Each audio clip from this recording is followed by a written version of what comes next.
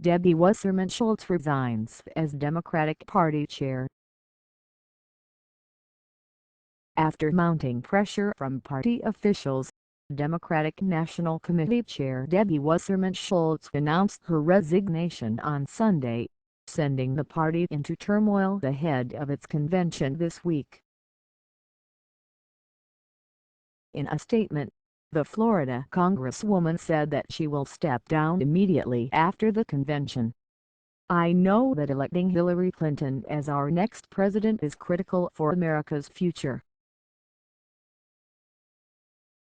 I look forward to serving as a surrogate for her campaign in Florida and across the country to ensure her victory," she said.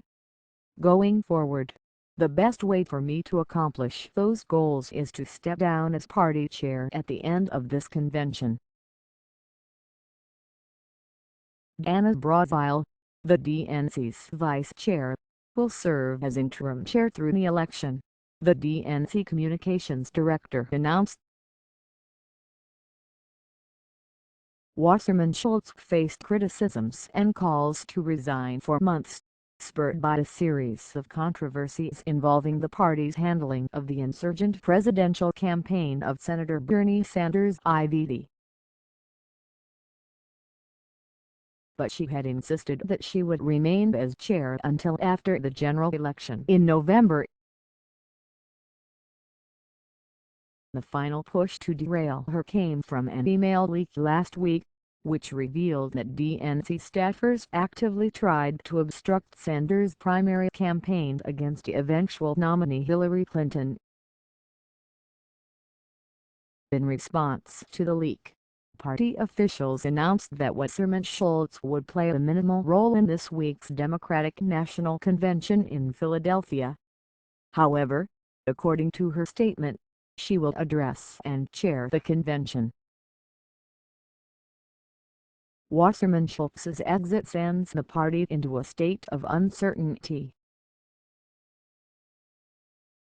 After the bruising and contentious primary battle between Clinton and Sanders, the party tried to put on a united front for the convention and general election, including granting concessions to Sanders' campaign. Clinton also adopted some parts of his progressive policy platform to attempt to woo his supporters, and Sanders put aside his differences and endorsed her. President Barack Obama expressed gratitude for her work in a statement. "For the last 8 years, Chairwoman Debbie Wasserman Schultz has had my back," he wrote.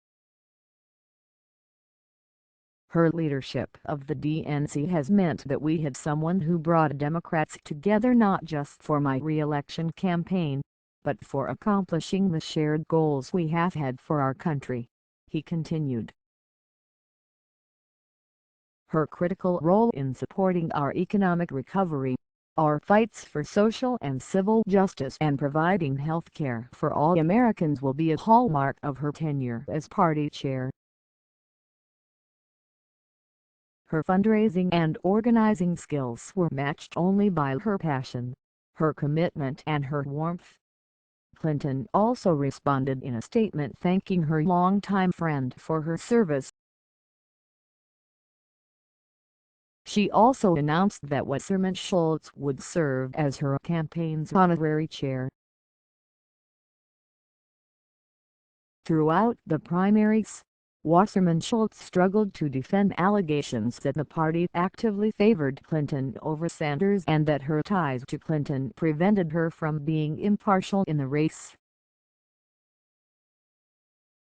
In particular, the Vermont senator and his supporters accused her and other party officials of rigging the primary rules from delegate procedures to the party's debate schedule, which included several debates on weekends, when fewer voters were likely to watch. Sanders was among the progressives who loudly called for Wasserman Schultz's resignation, a position that he reiterated in response to the email leak that revealed some party officials did in fact attempt to conspire against him.